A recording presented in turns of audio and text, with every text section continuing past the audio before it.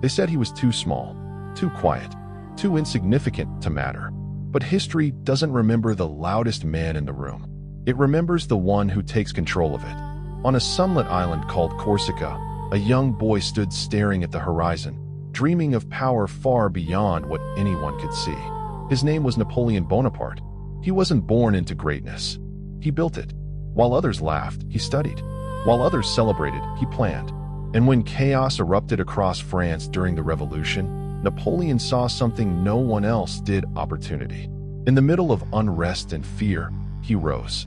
Fast, decisive, unstoppable.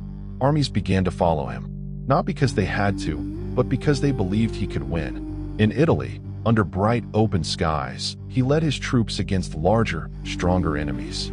They expected defeat. What they got was domination. Battle after battle, Napoleon moved like a storm. Precise, relentless, always one step ahead. Cannons fired, lines advanced, empires trembled. Then came Egypt.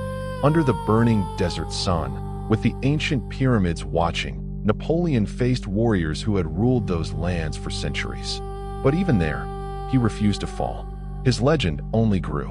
When he returned to France, he didn't wait for permission. He took power. No crown was given to him, so he crowned himself. In a grand cathedral filled with light, Napoleon placed the crown on his own head, declaring to the world that he would not be ruled by destiny. He would create it. Now, he wasn't just a general. He was an emperor. And with that title came ambition that stretched across all of Europe. The Grande Army marched. Thousands of soldiers in perfect formation, moving like a single force. Blue uniforms, waving flags, steel, and discipline. Kingdoms fell. Borders changed. And at Austerlitz, one of the greatest victories in military history unfolded. Under a cold but shining sky, Napoleon outmaneuvered two massive armies at once. What seemed impossible became inevitable. For a moment, it looked like nothing could stop him. But power has a way of creating enemies. Across Europe, resistance grew. In Spain, the people fought back from the shadows. In hidden paths and open fields, they refused to be conquered. Still, Napoleon pushed forward. Then came the decision that would change everything. Russia, a vast land, endless, unforgiving. At first, the march looked like every other victory. Long lines of soldiers moving under open skies. But slowly, everything began to break. The land stretched too far. Supplies vanished. And the cold became an enemy no army could defeat. Snow covered the ground. Uniforms were thin. Strength faded. The same army that once shook Europe was now fighting just to survive. Men fell, not from battle, but from the silence of the freezing air.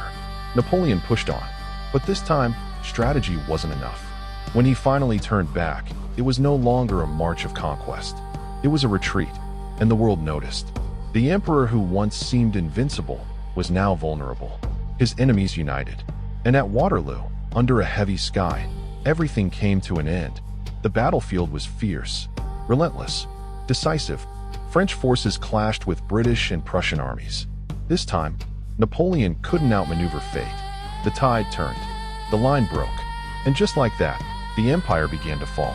From a young dreamer in Corsica to the ruler of Europe to defeat on the battlefield. Napoleon's story wasn't just about power. It was about ambition, vision, and the price of trying to control the world. Because in the end, even the greatest conquerors can be conquered